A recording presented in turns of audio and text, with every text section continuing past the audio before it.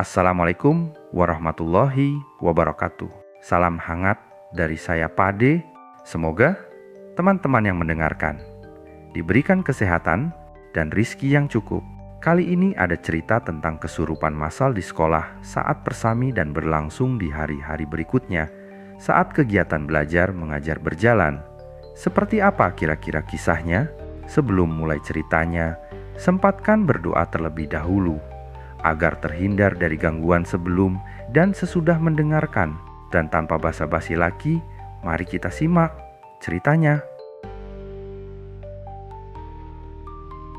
Aku berdiri memandangi tenda-tenda yang berjajar rapi di lapangan sekolah.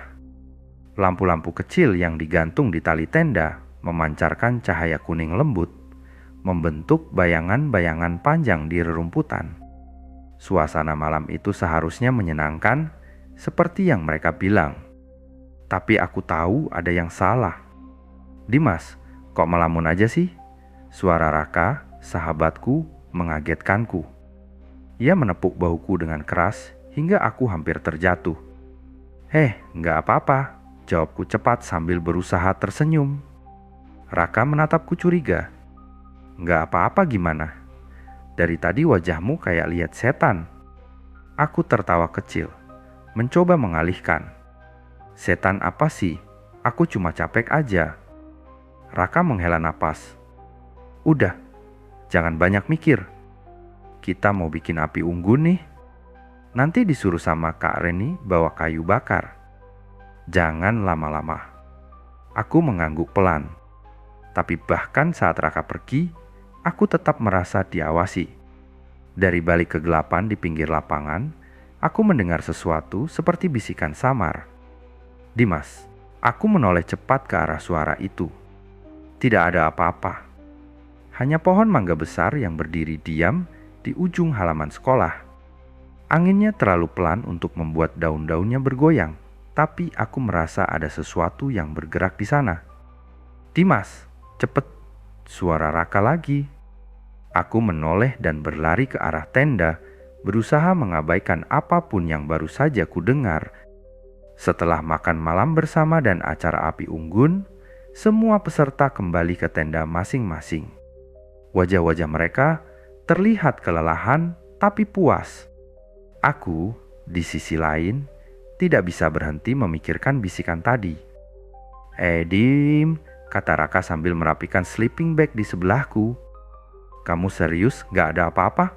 Aku diam sejenak sebelum akhirnya menjawab. "Serius. Cuma, tadi aku kayak dengar sesuatu." "Sesuatu? Maksudnya apa?" "Kayak suara orang manggil nama aku." Raka tertawa kecil, lalu menepuk bahuku lagi. "Udah malam, Dim. Otakmu pasti capek. Udah tidur aja." Aku ingin percaya kata-katanya. Tapi suara itu, bisikan itu terlalu nyata untuk diabaikan. Tepat pukul 10 malam, saat semuanya mulai hening, jeritan keras tiba-tiba memecah keheningan. Aku tersentak bangun, tubuhku membeku. Dari arah tenda perempuan, aku mendengar suara Rati, salah satu teman sekelasku, berteriak seperti kesakitan. "Ada apa?" Kak Reni, pembina pramuka, langsung berlari ke arah suara. Aku ikut keluar dari tenda bersama Raka dan beberapa siswa lain.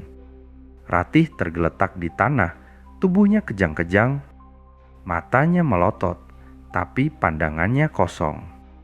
Dari mulutnya keluar suara yang bukan miliknya, serak seperti suara laki-laki tua yang marah. "Kalian semua harus pergi dari sini. Ini tempatku." Aku merasa tubuhku dingin. Telingaku berdenging, tapi mataku tetap terpaku pada satu hal. Bayangan hitam besar yang berdiri di belakang Ratih. Bayangan itu melayang, tubuhnya tinggi, dengan mata merah yang menyala seperti api. "Dim, kamu kenapa?" Suara Raka membuyarkan lamunanku. Ia menarik lenganku keras-keras. "Raka, itu kamu gak lihat?" Tanyaku terbata. "Lihat apa?" "Ratih kesurupan, Dim. Fokus." Raka terlihat panik. "Iya, berlari membantu Kak Reni dan guru lainnya yang mencoba menenangkan Ratih. Aku tetap berdiri di tempat, tidak berani bergerak. Bayangan hitam itu, ia perlahan-lahan menoleh ke arahku, seperti menyadari bahwa aku bisa melihatnya. "Pergi," bisiknya. Suara itu tidak keluar dari mulut Ratih, melainkan langsung masuk ke telingaku. Aku tidak tahu berapa lama aku berdiri di sana sampai akhirnya Pak Joko datang membawa air untuk membasuh wajah Ratih. Suara-suara itu perlahan menghilang dan Ratih akhirnya tenang. Tapi aku tahu ini belum selesai. Malam itu, aku berbaring di tenda sambil memandang atap yang gelap. Raka sudah tertidur di sebelahku, tapi aku tidak bisa memejamkan mata. Di kejauhan, dari arah pohon mangga itu, aku mendengar lagi bisikan itu. Kali ini lebih pelan. "Dimas, kamu mau selamat." Aku ingat segalanya dimulai ketika malam itu, sekitar pukul 9 lebih, kami beramai-ramai masuk ke tenda. Tenda kami cukup sempit untuk 4 orang, tapi suasananya hangat. Aku, Dita, Maya, dan Sari mengobrol sambil membahas soal acara api unggun tadi. "Aku sih nggak terlalu suka lagu-lagu pramuka," kata Maya sambil membuka bungkus keripik. "Lebih seru kalau kita nyanyi lagu pop aja." "Iya, tapi Kak Reni pasti ngamuk," timpal Dita sambil tertawa. Aku ikut tersenyum, tapi entah kenapa, pikiranku melayang. Ada perasaan aneh yang menekan dadaku, seperti ada sesuatu yang menunggu di luar sana. Malam itu terasa lebih gelap daripada biasanya. "Ratih, kok bengong?" tanya Sari. Aku terkejut, tapi buru-buru menggeleng. "Enggak, cuma capek aja." Mereka tertawa kecil, lalu kembali asik mengobrol. Tapi aku tidak bisa bergabung. Sesuatu di luar sana, atau mungkin di dalam diriku sendiri, membuatku tidak nyaman. Aku tidak tahu kapan aku tertidur, tapi tiba-tiba aku merasa sangat dingin. Suara teman-temanku semakin jauh, seperti mereka berbicara dari ujung lorong yang panjang. "Ratih," ada suara memanggilku. Suara laki-laki tua, parau, dan penuh amarah. Aku membuka mata, tapi tidak ada siapa-siapa di dalam tenda. Hanya kegelapan yang menelanku. "Kamu tidak seharusnya di sini." "Ah, siapa?" Suaraku gemetar. Tiba-tiba tubuhku terasa berat, seolah ada seseorang yang duduk di dadaku. Napasku tersengal-sengal, dan aku mencoba bergerak, tapi tidak bisa. "Pergi dari tempat ini, atau kau akan menyesal." Aku berteriak, tapi suara itu bukan suara milikku. Jeritan itu seperti berasal dari lubuk terdalam jiwaku. Aku merasa seperti melayang, tapi sekaligus terjebak di dalam tubuhku sendiri. "Ada apa?" Suara Kak Reni dan teman-teman terdengar samar. Aku mencoba berbicara, tapi mulutku tidak bisa kukendalikan. Sebaliknya, aku merasa seseorang memanfaatkan tubuhku untuk berbicara. "Ini tempatku. Kalian tidak diizinkan di sini." Aku mendengar mereka panik, memanggil-manggil namaku. Tapi aku tidak bisa menjawab. Aku hanya bisa melihat, seperti menonton dari balik tirai tebal. Tubuhku bergerak dengan cara yang tidak kukendalikan. Aku menggeliat, menggapai udara, seolah melawan sesuatu yang tak terlihat. Kemudian, aku melihatnya. Bayangan besar itu, ia berdiri di depan tenda, menatapku dengan mata merah menyala. Wajahnya tidak jelas, hanya bentuk kasar dengan kepala yang hampir menyentuh atap tenda. "Siapa kamu?" Aku mencoba berteriak, tapi bayangan itu hanya tertawa. Suaranya menggelegar, menggema di kepalaku. "Kamu tidak penting. Mereka semua tidak penting. Tempat ini milikku, dan aku akan mengambilnya kembali." "Ratih, Ratih, sadar." Air dingin menyentuh wajahku dan aku tersentak. Suara bayangan itu menghilang dan aku kembali ke tubuhku. Tubuhku terasa lemas seperti habis berlari maraton.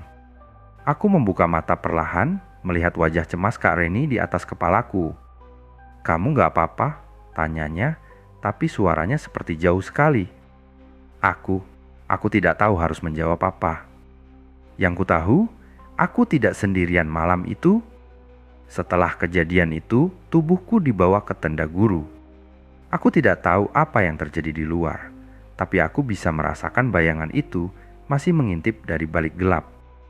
Dia belum pergi. Malam itu seperti mimpi buruk. Aku tidak pernah membayangkan hal seperti ini akan terjadi di acara yang seharusnya menjadi kenangan indah bagi anak-anak. Tapi di dunia ini, kita memang tidak pernah tahu kapan akan menghadapi sesuatu yang di luar nalar. Saat matahari mulai mengintip di ufuk timur, aku berdiri di halaman sekolah, memandangi tenda-tenda yang berantakan. Sisa malam itu seperti kabur di pikiranku. Jeritan, air doa, dan tubuh Rati yang akhirnya tenang setelah kejang-kejang selama hampir setengah jam, semua bercampur menjadi kepingan-kepingan yang tak utuh. "Pak Joko, kita mau gimana?" Suara Kak Reni membuyarkan lamunanku. Ia terlihat kelelahan. Lingkaran hitam di matanya tampak jelas. Aku menarik napas dalam. "Kita bubarkan acara ini. Anak-anak harus pulang." Kak Reni terdiam sejenak, lalu mengangguk. "Baik, Pak." Ketika aku mengumumkan keputusan itu kepada para peserta, reaksi mereka beragam. Sebagian besar terlihat lega, terutama setelah kejadian Ratih tadi malam. Namun, ada juga yang kecewa. "Pak, ini acara penting. Kalau dibubarkan, kita nggak dapat pelantikan dong?" tanya salah satu anak, Agus, dengan nada keberatan. Aku menggeleng tegas. "Kalian sudah melihat sendiri apa yang terjadi. Keselamatan kalian lebih penting daripada pelantikan." Suasana menjadi sunyi. Aku tahu ini bukan keputusan populer, tapi aku tidak punya pilihan. Sekitar pukul 8 pagi, mobil-mobil orang tua mulai berdatangan. Beberapa dari mereka sudah mendengar kabar tentang kejadian semalam dan langsung mendekatiku dengan wajah penuh amarah. "Bagaimana bisa ini terjadi, Pak Joko?" Suara Bu Lestari nyaring membuat beberapa siswa yang masih mengemas barangnya menoleh. "Anak-anak kami di sini untuk belajar disiplin, bukan untuk dihantui. Saya minta maaf, Bu." "Kami juga tidak menyangka hal ini akan terjadi," jawabku dengan nada setenang mungkin. "Tidak menyangka? Itu bukan jawaban. Kalau anak saya kenapa-kenapa, siapa yang tanggung jawab?" serunya lagi. Aku mencoba menenangkan, tapi sulit ketika di sekitarku ada begitu banyak emosi yang memuncak. Di sisi lain, aku juga mulai merasa bersalah. Apakah aku terlalu memaksakan acara ini? Setelah anak-anak pulang, aku duduk sendirian di ruang guru, memegang secangkir kopi yang sudah dingin. Kepalaku penuh dengan pertanyaan yang tidak bisa kujawab. Apa yang sebenarnya terjadi? Gumamku pada diri sendiri. Ketukan pintu mengagetkanku. Kak Reni masuk dengan wajah cemas. "Pak, tadi ada beberapa orang tua yang bilang anak-anak mereka mulai merasa tidak nyaman sejak pagi sebelum acara. Ada yang bilang mereka mendengar suara aneh di sekitar sekolah," katanya. Aku menatapnya dengan dahi berkerut. "Suara aneh? Seperti apa?" katanya seperti bisikan. Kak Reni menelan ludah. "Pak Joko, Anda yakin tempat ini aman?" Aku tidak menjawab. Hati kecilku mengatakan ada sesuatu yang salah, tapi aku tidak bisa membiarkan pikiran itu mengambil alih. "Yang penting sekarang kita pastikan sekolah ini bersih dari hal-hal seperti itu," kataku akhirnya. "Kita panggil saja orang yang lebih paham soal ini." Pagi itu terasa lebih panjang daripada biasanya. Ketika aku berjalan melintasi lapangan yang kosong, aku merasakan angin dingin yang tidak biasa. Aku berhenti di dekat pohon mangga besar di sudut halaman, memandanginya lekat-lekat. Ada sesuatu tentang pohon itu yang terasa berbeda. "Pak Joko." Suara Kak Reni memanggilku dari kejauhan. Aku tersentak dan buru-buru melanjutkan langkah. Tapi sebelum aku meninggalkan tempat itu, aku sempat mendengar sesuatu. Bisikan samar yang melayang di udara membuat bulu kuduku meremang. "Pak Joko, hati-hati." Aku menoleh, tapi tidak ada siapapun di sana. Hari itu, setelah acara perkemahan dibubarkan dan kami pulang ke rumah masing-masing, aku merasa ada yang mengganjal. Walaupun semua sudah tampak normal, aku sudah berada di rumah, dan orang tuaku sibuk bertanya tentang pengalaman perkemahan. Ada sesuatu yang tidak bisa aku singkirkan. Bayangan malam itu, kejadian yang tak bisa dijelaskan, terus menghantui pikiranku. Aku masih ingat jelas saat Ratih mulai kesurupan. Awalnya, aku kira dia hanya kelelahan atau bercanda. Tapi lihatlah bagaimana tubuhnya bergetar hebat. Mulutnya berbicara dengan suara yang bukan miliknya, suara kasar dan penuh amarah. Sampai sekarang, aku masih tidak bisa menghapus bayangan itu dari ingatanku. Aku dan teman-teman terperangah melihat Ratih. Tubuhnya seolah dikuasai oleh sesuatu yang sangat kuat. "Ratih, Ratih, bangun!" teriak Kak Reni waktu itu. Suaranya cemas, penuh ketegangan. Tapi Ratih, atau siapapun itu yang ada dalam tubuhnya, hanya tertawa dengan tawa yang begitu menyeramkan. Aku terus teringat dengan jelas betapa dinginnya malam itu. Seakan-akan udara malam di sekitar kami menebal, penuh dengan sesuatu yang tidak terlihat, sesuatu yang mengintai, menunggu. Hari itu, aku sampai di rumah sekitar pukul 1 siang. Orang tuaku langsung menyambut dengan tanya-tanya, tetapi aku hanya menjawab seadanya. Mereka tidak tahu betapa perasaan tertekan yang aku rasakan. Malam harinya, saat aku sedang duduk di ruang tamu, aku merasa ada sesuatu yang berbeda di rumah ini. Suasana terasa berat, penuh dengan kekosongan yang tidak bisa dijelaskan. Aku berdiri dan berjalan menuju dapur, ingin menyiapkan camilan, tapi langkahku terhenti saat melihat bayangan hitam besar di ujung koridor. "Siapa itu?" bisikku dalam hati. Aku memicingkan mata. Bayangan itu tidak bergerak, hanya berdiri diam di sana, seperti menunggu. Hatiku berdebar kencang. Aku yakin tidak ada orang lain di rumah selain aku dan orang tuaku. Namun, bayangan itu terus ada, tetap tidak bergerak, dan aku merasa seakan-akan ia mengamatiku. Aku mengalihkan pandanganku, mencoba membuang rasa takut yang mulai merayapi diriku. Aku melanjutkan langkah ke dapur, berusaha meyakinkan diri bahwa itu hanya ilusi, bayangan biasa yang tercipta karena cahaya. Tapi aku tidak bisa menghilangkan perasaan bahwa ada sesuatu yang salah. Malam semakin larut dan aku memutuskan untuk tidur lebih awal. Tapi anehnya, ketika aku menutup mata, aku merasa seolah ada seseorang yang berdiri di dekatku, hanya beberapa sentimeter dari wajahku. Aku membuka mata dengan cepat, tapi tidak ada apa-apa di sekitarku. Yang ada hanya kegelapan kamar yang terasa begitu sunyi. "Dita," suara itu sangat jelas, meskipun tidak ada orang di kamar. Aku merasa seperti ada yang berbicara langsung di telingaku, tapi tidak ada satupun yang bisa aku lihat. Aku menutup mata lagi, mencoba tidur, berharap suara itu hanyalah halusinasi. Namun, suara itu kembali, lebih keras. "Dita," suara itu semakin jelas, semakin mengancam. Aku membuka mata dan melihat ke sekitar kamar. Bayangan itu, bayangan yang aku lihat tadi di koridor, kini berada di dekat pintu kamar. Siapa itu? Aku berbisik dengan suara yang hampir tidak terdengar. Bayangan itu tidak bergerak, hanya mengamati dari kejauhan. Aku merasa tubuhku kaku, seolah ada beban berat yang menahan gerakanku. Tiba-tiba, bayangan itu bergerak sedikit, seakan mendekat. Aku tidak bisa bergerak. Mataku terfokus pada bayangan itu, yang kini semakin jelas seperti sosok tinggi dengan mata yang menyala merah. Tiba-tiba, bayangan itu menghilang begitu saja, meninggalkan aku yang terbengong di tempat tidur. Suara napasku terasa cepat dan tubuhku gemetar hebat. Apa yang baru saja aku lihat, aku mencoba tidur kembali.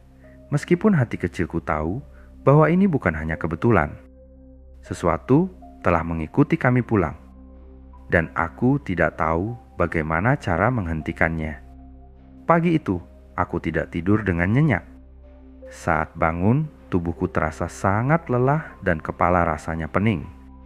Aku tidak tahu apakah itu karena kekurangan tidur atau karena perasaan aneh yang masih membayangiku. Tapi satu hal yang pasti, aku merasa seperti sedang diburu. Setelah sarapan, aku keluar rumah, berusaha mengalihkan pikiranku dengan berjalan-jalan di sekitar lingkungan. Tapi bayangan itu masih ada di pikiranku. Rasanya seperti ada sesuatu yang mengikutiku. Aku mencoba meyakinkan diri bahwa ini hanya rasa takut yang berlebihan.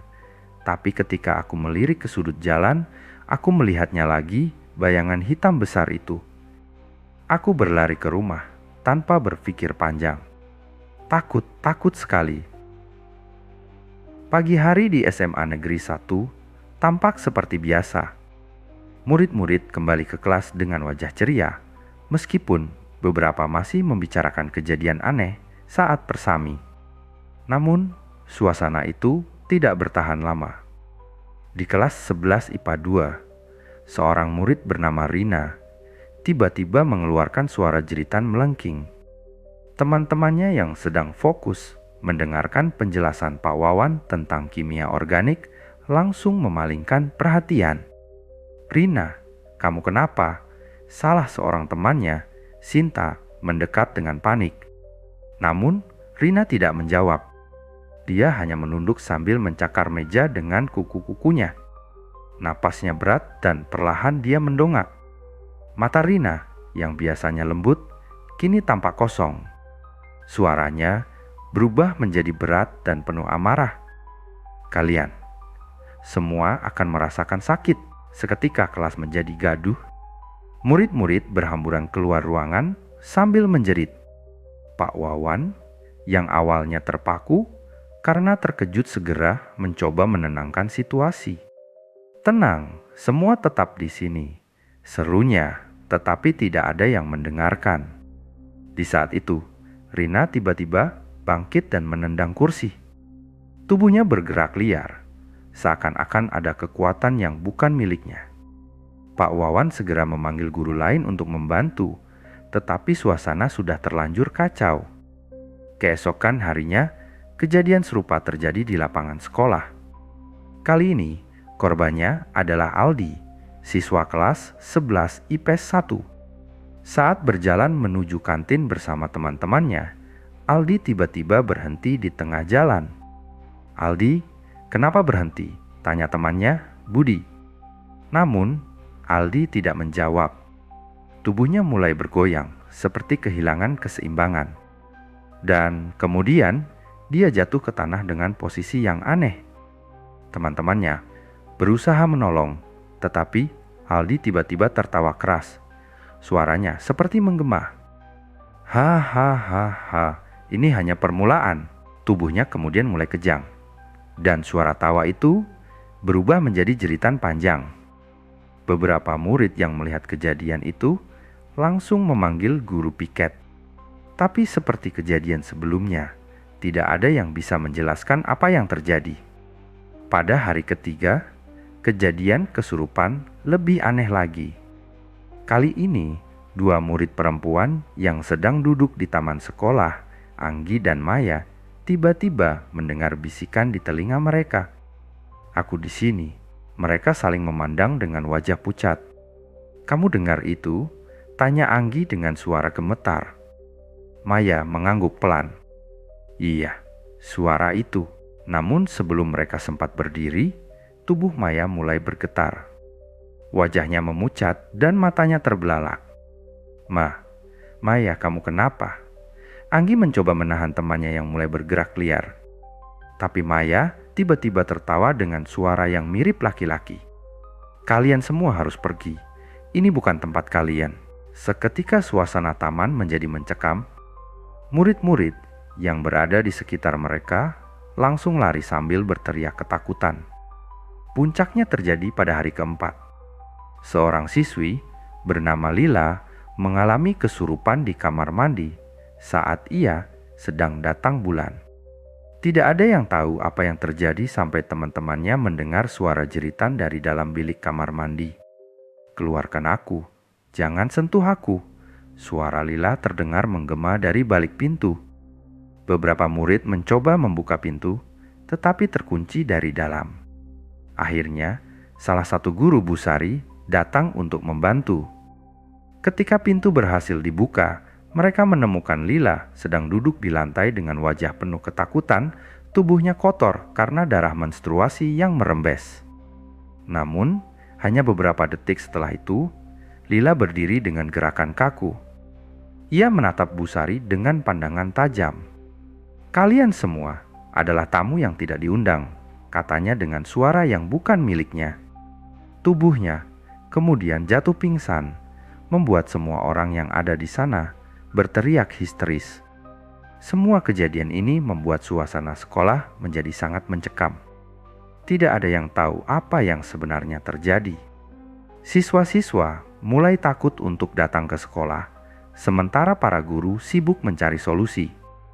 Namun, seorang siswa dengan kemampuan gaib yang minim pengalaman, Dimas mulai menyadari pola di balik kejadian ini. Dimas merasa bahwa semua kesurupan ini adalah bagian dari rencana yang lebih besar. Tapi siapa yang melakukannya?